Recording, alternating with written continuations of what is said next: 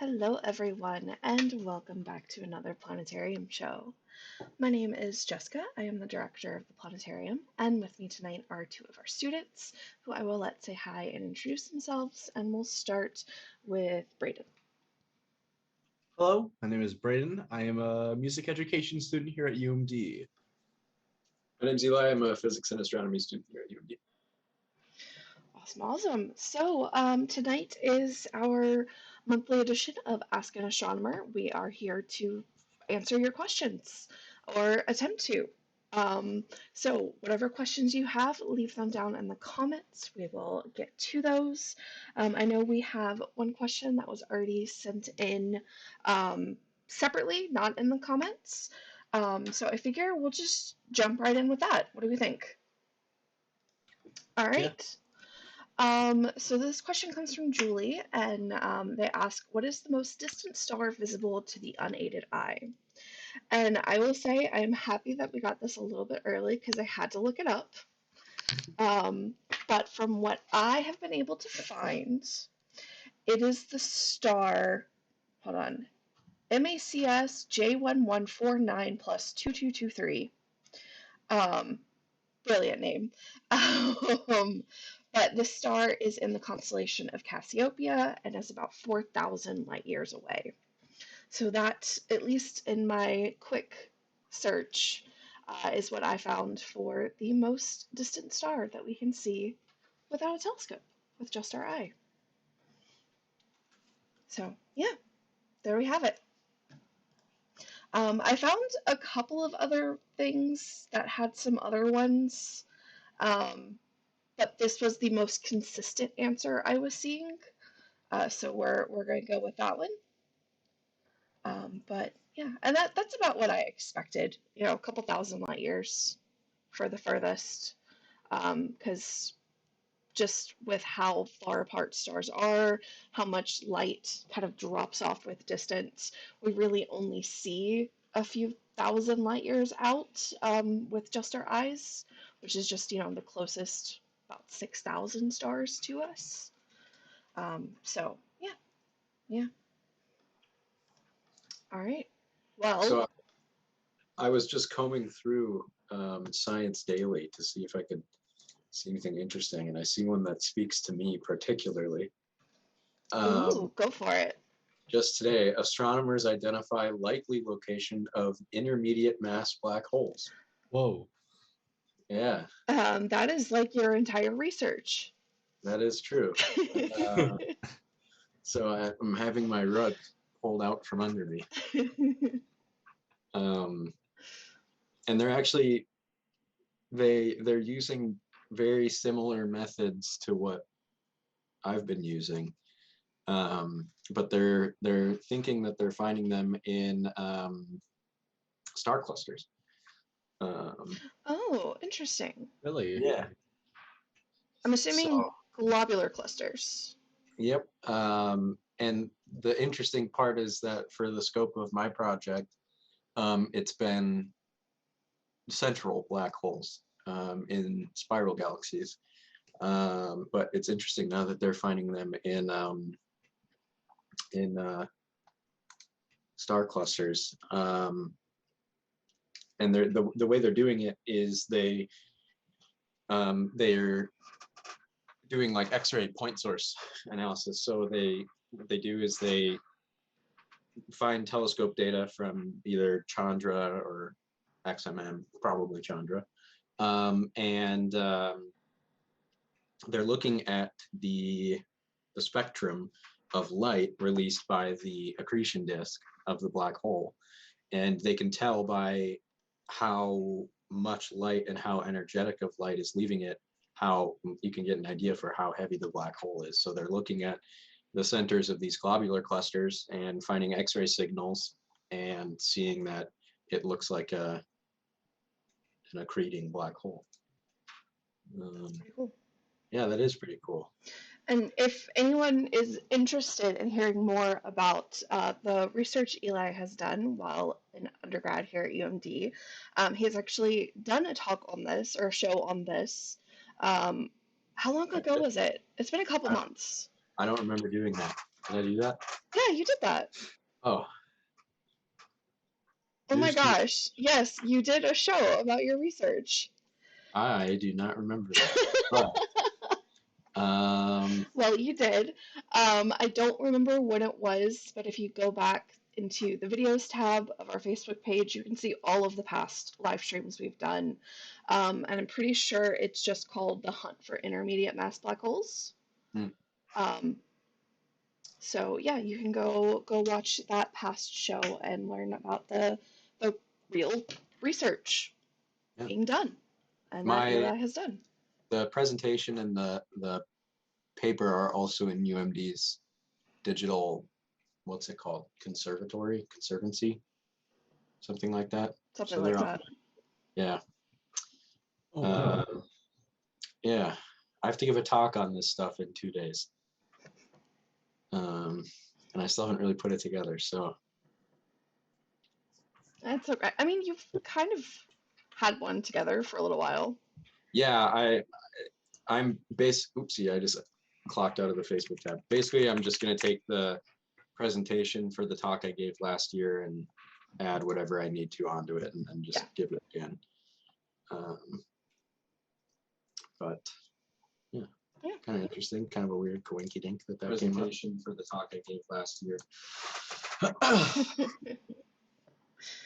All right. Well, we have a question from my mom. Hi, Mom.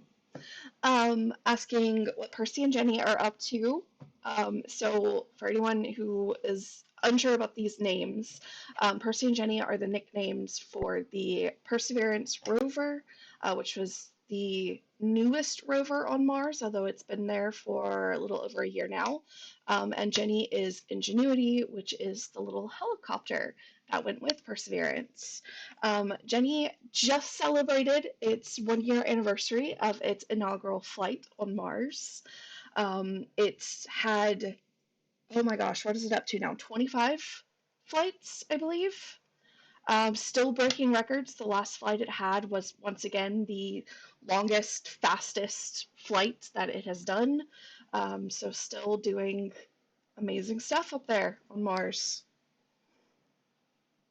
Yeah. And I think, oh, I should go find this. I don't remember if it was Perseverance or Curiosity, but one of them ended up getting a really cool picture. It was Perseverance. A really cool picture of an eclipse by Mars's moon Phobos. And let me get this pulled up so I can share this. There we go. So yeah, this is a picture from Perseverance, and oops, too many screens visible here. And you can see the sun and little Phobos eclipsing the sun there. Now you don't get like a full total solar eclipse like we get here on Earth, because Phobos is way too small to fully cover up the sun. But that's still a really cool image that they got from it. And I will share it. There you go. So you can see. Oh wow. Yeah, it's really cool, right? Yeah, that's sick. So I guess speaking of mission updates, I should give my monthly James Webb update. There's not a whole lot to say other than James Webb has met its next major milestone, in that its infrared camera has fully cooled down to its operating temperature, which means that very last kind of alignment step to finish calibrating and aligning the telescope can now get started, and they are looking at starting real science operations no later than June. So we are very close to getting our first scientific data from James Webb, which I'm very excited for.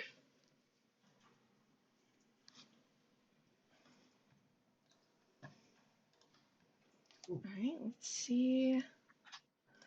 Not seeing any other questions yet. Do either of you have anything else? It's been kind of Um, a quiet spell. the only thing I really was able to find was that just apparently a good amount of scientists are recommending a mission to Uranus, and I Yes. think that would be cool. I don't know, we know not that much about it. It'd be cool.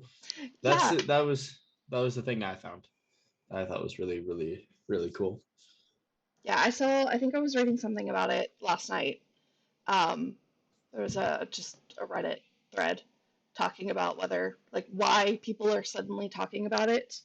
Um, but if anyone who's been to like or watched one of our solar system shows on here, or been to any of our kind of shows in person, or where I've talked about the solar system or the moons or anything like that, you know that when we get to those last two planets, Uranus and Neptune, we don't really have too much to talk about because we just don't know that much about them. They're so far away that they are very difficult to study from here on Earth. And so far, we've only had Voyager 2 fly past the planets, which was back in the 1980s, and that's the best data we have. Um, and so it would be amazing to finally get another mission to head out there. Um, Even just a flyby would be fine, but if we could get one in orbit, that would be even better. Um, and I think Uranus is a great target since it's a little bit closer. I think one of the big pushes right now is we're getting into a really good planetary alignment to get a spacecraft out to Uranus a lot easier. Um, so yeah, we'll see what happens there, but it would be fantastic.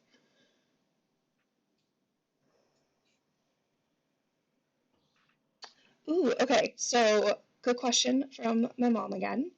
I understand that the James Webb Telescope had to be so cold to operate properly, but that makes me wonder what the average temperature in space is.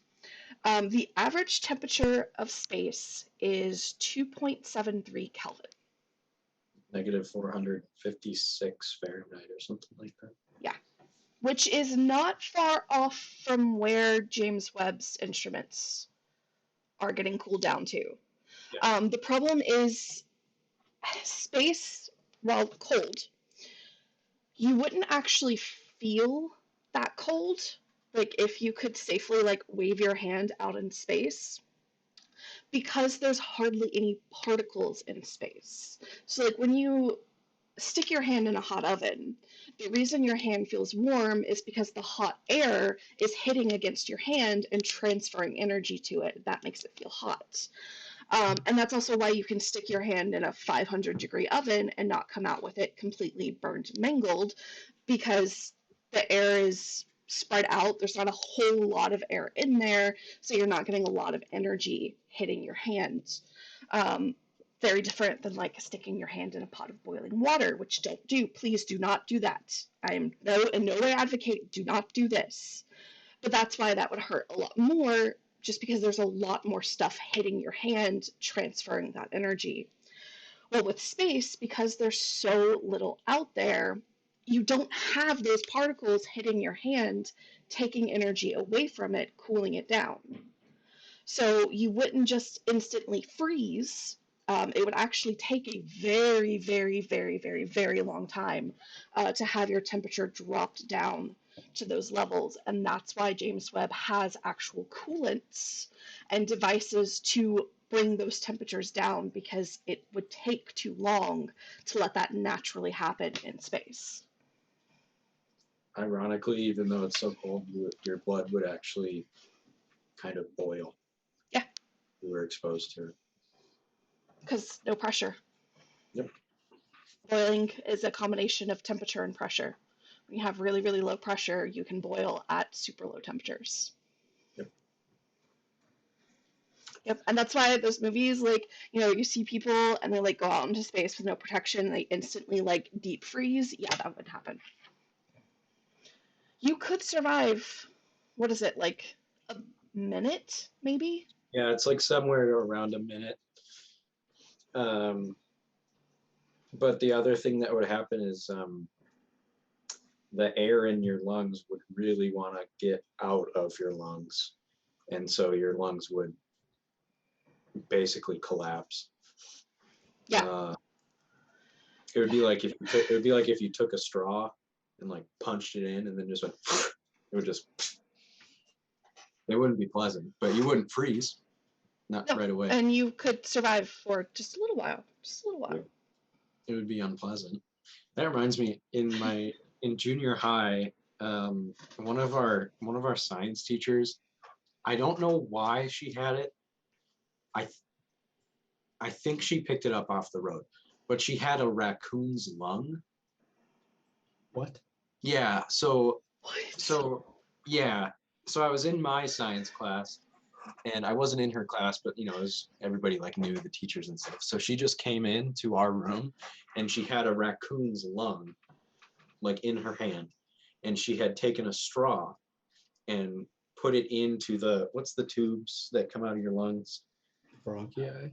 Or like the... No, I don't remember. I don't know biology well. Yeah, I don't know. She put a straw in there though, and she wanted to show us like how much they could expand, and so she had it like not expanded, and then she blew in through the straw, and it grew like 6 times of its size or something like that. It was Yeah. crazy. Another time she came in with a deer's leg, which I also would surmise she got in the wild. She came in with a deer's leg, and she had carved off the under, like near the hamstring, and she would just slip her finger underneath the hamstring and pull it, and then the leg would, extend. Yeah, it was weird. No. That's so weird to think about. A little bit. A little So bit. weird. Both of them smelled really weird. I feel like that's the thing I remember. I mean, Like, I would imagine so. but like not like rotting, like just kind of, I don't know, it smelled weird. Like just off. Yeah, but like it, like organic. It smelled like organic. I don't know, it's weird. The only other experience I have like that is for anyone that's been to the International Wolf Center in Ely. I went there one time, and they were going to do a demonstration on how they carved the beavers to feed to the wolves, because beavers have glands all over their body, and the glands are filled with, I think it's called castor oil. And castor oil is a really important ingredient in like a lot of perfumes and stuff like that, if I'm remembering correctly. But it smells really bad if it's not refined. So they have to like carve the beavers up in a certain way. And so I went in, and this guy just like walks in with this, like, beavers are huge too. I feel like people don't understand how big beavers are. Oh yeah. He like takes this like 50-pound beaver and just slams it on the table, and then just starts cutting into it right away. And it smelled really bad, and I had to leave, but it kind of brought me back to that. That reminds me of when I did like the pig dissection in high school. Yeah. And that was such a negative experience. Wait, did you say pig dissection? Yes, my high Did you school do did the piglet? Yeah, it was a Oh, that's baby sad. pig. That's sad. Yeah, no, it was not pleasant, like, at all. I did not like that.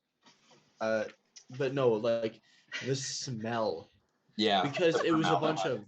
of it lasted Yeah. it would last for like 2 months after we did it. Yeah. It was just, and like still having to go back to that every single no. We dissected frogs and cats. Yeah. What? Yeah, they had cats. But when we were dissecting the frogs, a guy in my class, he cut open the frog's stomach, and there was a fly in there, and he ate the fly. Yeah. This has got to be one of the weirdest tangents one of our live streams has ever gone down. Yeah, it was disgusting. So gross. Disgusting. And my teacher went up to him and was like, I won't say his name, but my teacher went up to him and was like, "Do you think that was a good idea?" And he was like, "I don't know." And it's like, "No, it's not a good idea. It's covered in formaldehyde." Like, No, yeah, that was the thing. Oh, I never understood like the use of like like doing like I guess I understand the use of it, but I never understand like the actual application of doing a dissection like in like high school and stuff, Yeah. like that type of thing. I feel like that's something that would make more sense for like a lab course in college or something like that. Like I can understand it more then, but like in high school, that sounds a little extreme to I me. mean, Yeah. I have, having now, been a teacher for a while, you get so many other skills from doing an activity like that than just learning about the innards of an animal. Right. Um, and those sorts of skills are good to have in general. Plus, for a lot of people, it's fun. I did not like it, but and for people who are very like hands-on learning, it's a different type of learning style. It's a different kind of style hit by doing that sort of activity. So, I don't know. Not that I'm advocating for it. I understand why you would include it. Someone followed up on my story about the fly with, do I know what that classmate is doing now? Believe it or not, I was not the closest with this person, and I did not keep tabs on them, so I don't know. Yeah, yeah, he swims. I know that, like competitively, and he's good at it. Anyway, Okay. Back to good choice not to be close. With yeah, I feel like it could either have gone the direction of, like, oh, he's just a weird kid that did something weird, or like he habitually kills animals and has them like tacked up in his house or something like that. So, Yeah. um, anyway, are there any planets visible? Yeah, back to astronomy. Not right now. There aren't any planets. No, but actually, in the morning sky right now is a fantastic time to see. I believe it's 4 planets. Mars, Jupiter, Saturn, and Venus Yeah. are up in the morning sky right now. Fantastic chance to get to see them. Um, and we don't have any in the evening right now, although, which way is Mercury going? I think Mercury is heading back into the evening sky. Yeah. I did the show like 2 weeks ago, so I don't fully remember. Any planets or meteors visible in the sky? Oh, yes, yes. We are coming up on the peak of the Lyrids. Yeah, Yeah, so that's actually going to peak tomorrow night. which might be kind of difficult to spot. Yeah, we'll see what happens. We're just getting snow in Yeah. April.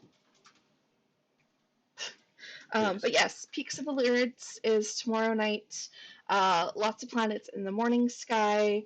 Let's see, we do have a total lunar eclipse coming up in May, which, yes, we are going to do at least a like telescope stream for. I'm still working out all of the details, so we will have information about that out soon. So yeah, we'll at least do a telescope stream. We might also have some telescopes up just for people to come kind of hang out and look through. But we'll get that information out soon. So that's coming up next month. And then I think, yeah, we don't really have much else till August, where we have the next meteor shower and the dark sky caravan, which I'm also working on. And we'll have details out soon. Not as soon as the eclipse, but soon. Yeah.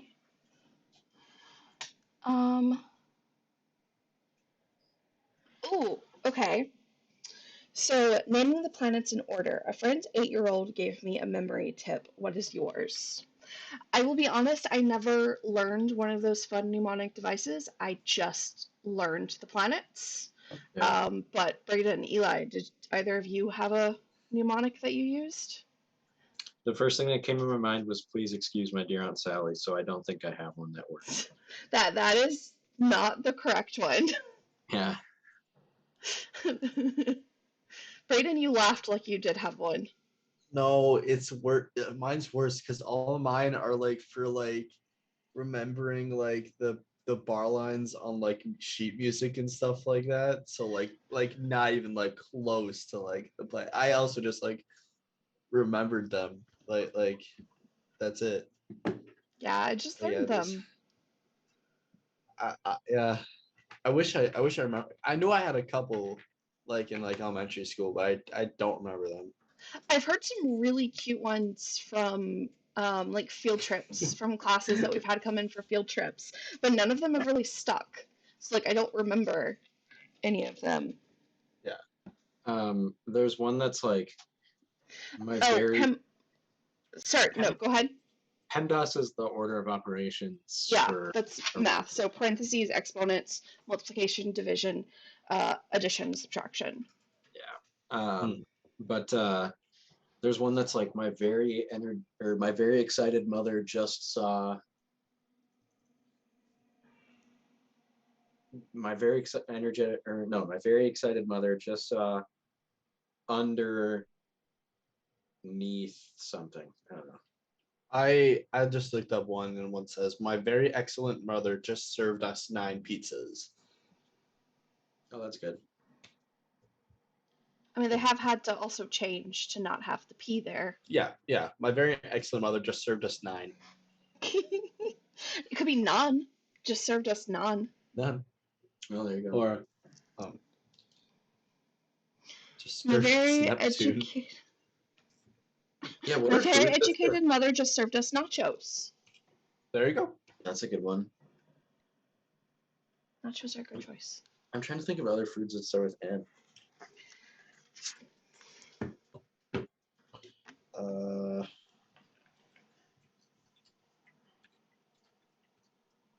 Yeah, I got nothing.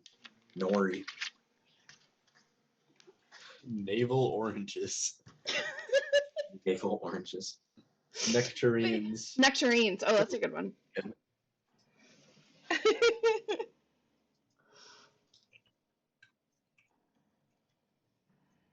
Oh, noodles. Oh, that's noodles. good. Yeah. Um, What planet does? Oh, Nutella. Nutella. that's a good one. That's a very good one. I looked up popular foods that start with the letter N, and this one I find really funny. This one is just New York cheesecake, and I think that's reaching a little bit. Like Junior's cheesecake. Anybody ever had Junior's? I'm not the biggest fan of cheesecake, to be honest, but What? sorry. Ow. I don't know. Yeah, that's what my brother served at his wedding. Instead of a traditional cake, we had cheesecake, and That's it was cool. amazing. That's cool. I was just at a wedding last year where they served dilly bars, and I thought that was really funny. What is that? That is sick. It's pretty genius. They're like, you go to Dairy Queen and you get like the dipped cone. No, Wait, you I've don't know only what a been dilly to bar is? I've only been to Dairy Queen like once. It's basically ice cream dipped in it's like a popsicle but like ice cream dipped in some type of like coating or like Oh, it's sauce. just a chocolate coated ice cream bar. Essentially. Yes, pretty much. But Okay. there's also like strawberry, butterscotch, orange. Gotcha. Yeah. They're really good. They're really pretty good though. And I don't know what like Dairy Queen puts in theirs, but like the dilly bars in specifically, it hits different. They're than good. like than other. No. Yeah, no, those are always just in my head. They are ice cream bars. That's what they are. Is this a regional thing? Is this me growing up in the South? Maybe. Might be. I don't know. Mom, you're watching. Have you heard of Dilly Bar? We've gotten the question and it was addressed to you specifically, Brayden. Uh, What planet does Pluto go to since it's not a planet of its own? so Pluto. So This okay, is your mom, right? Yeah, this is my mom. Okay, mom. So Pluto is well, Pluto orbits around the sun, and for a while it was actually considered a planet. But I feel like Jessica, this is a story you have to tell since you have a innate love for You've heard Pluto. me do it. But You've heard I've me heard do you it. do it. Yeah. So, no, but yeah. So there's a pretty intense debate about whether or not Pluto is a planet. Like, Pluto should be considered a planet since we found a bunch of other like similarly sized planet like objects in space. There's like Eris, and then I'm Maki Maki. I forget. I'm kind of blanking on a lot of them, but there's a bunch of different like planetary objects that are like similar size to Pluto. So the classification went from actually from planet to now a dwarf planet. So it's like it's like a I don't know, baby planet. Like Yeah. I mean, and that's how I think of it. so I guess. it's not like a moon in that it belongs to or orbits around another planet. It does orbit the sun. But the biggest kind of deciding factor that astronomers came up with to determine between a planet and a dwarf planet. So both orbit the sun, both are big enough to be spherical in shape and not odd shaped like asteroids are. But the deciding factor is that planets are big enough to clear their orbits of any extra debris, while dwarf planets are not. So the dwarf planets all orbit in either the Kuiper belt or the asteroid belt, which means they are in a very, very, it's had to say crowded neighborhood, but there's lots of stuff amongst their orbit, so they're not alone in their orbit. And that's kind of the big deciding factor that they came up with to differentiate between these two types of objects. Yeah. And apparently I am wrong. My mom says that yes, she has heard of a dilly bar. So it is not a regional thing. I just have never heard of it before. They're good. You That's all I can really say. could have backed me they're up, Mom. tasty. You could have lied and backed me up.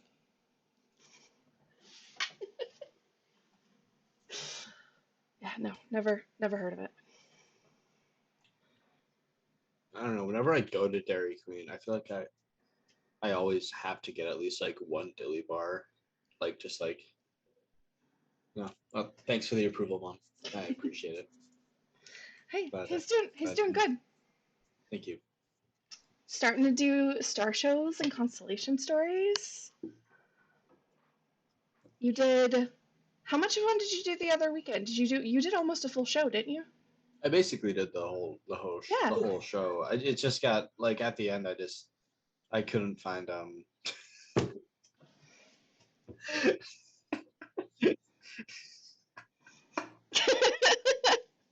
There's a lot that happened that has happened in the chat. Right I know. Our chat has gotten crazy.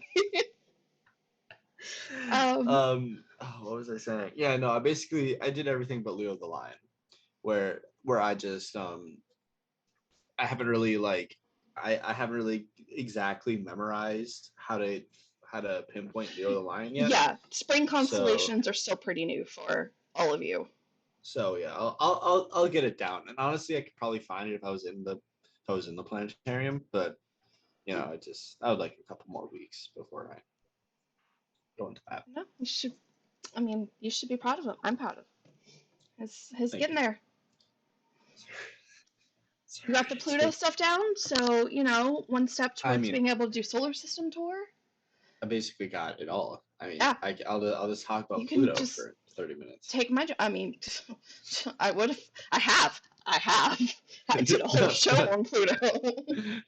I didn't mean for it to go off like that. No, Pluto's pretty great. Eli disappeared. Oh no! I'm blowing my nose and it's going to be loud and ugly. So. Ooh, Mother's Day salute program. Stars about mothers.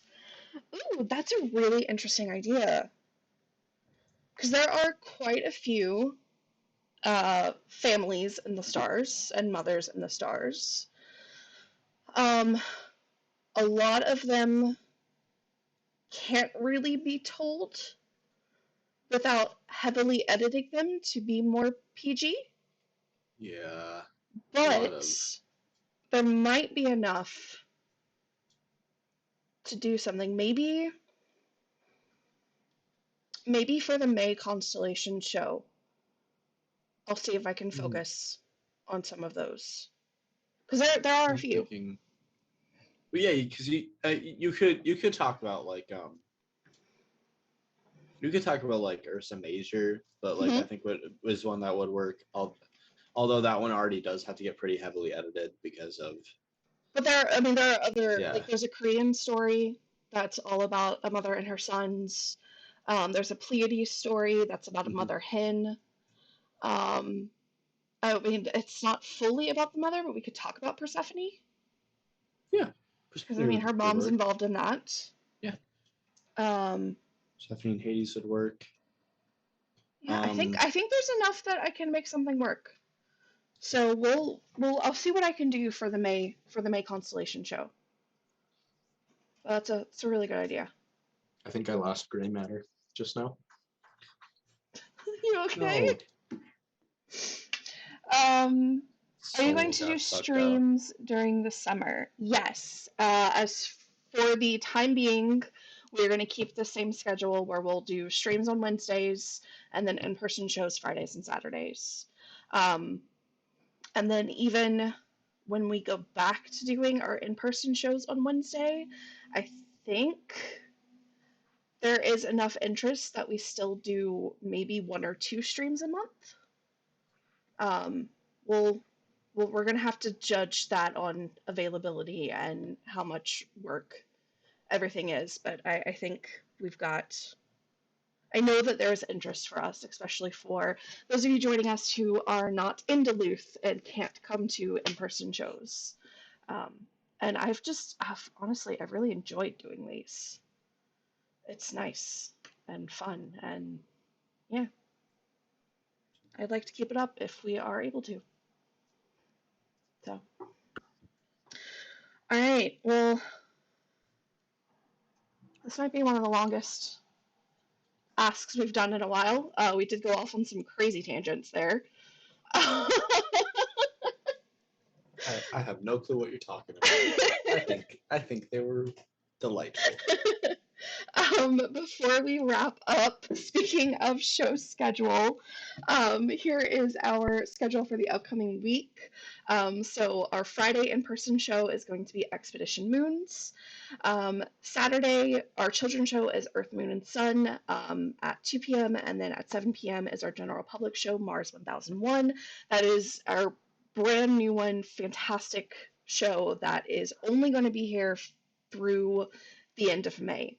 We have a very limited license for that, so this is the only chance to see this one, unless I find a lot more money, because the show is expensive.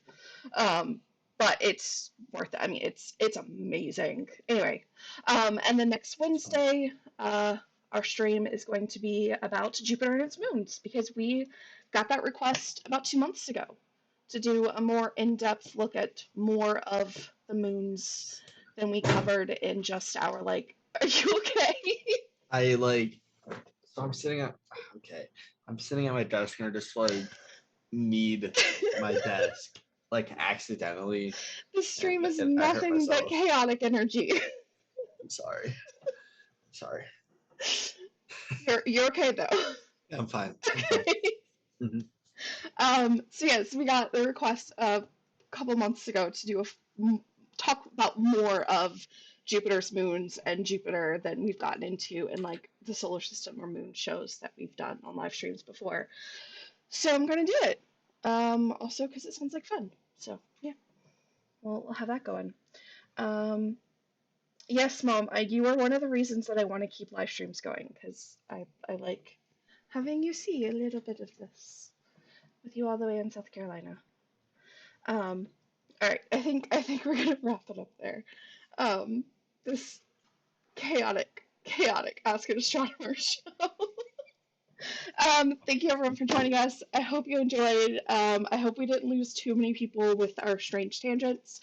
But to be honest, this is a pretty good look at what it's like to work in the planetarium and what our meetings are like, because Okay, that's we true. definitely do this all the time. So yeah, nice little view of what it's like here. On saying the names of them in, wait, are you saying that your child can say all of the moon names? Well, there are 80. There are 80 moons now. No more, not just 69 anymore. Yes, please, Heidi, find that out. And I am super impressed because I don't even know all of them. Like, not gonna lie. I know maybe 10 of Jupiter's moons. I know Europa. Well, you better know at least 4 of them. No, you don't have to know them yet. Soon you will. I will. Yeah. Okay. Thank you, everyone. We hope to see you either in person or at a stream in the future. Otherwise, have a fantastic rest of your day, great week, and we will hopefully see you again next time. Bye, everyone.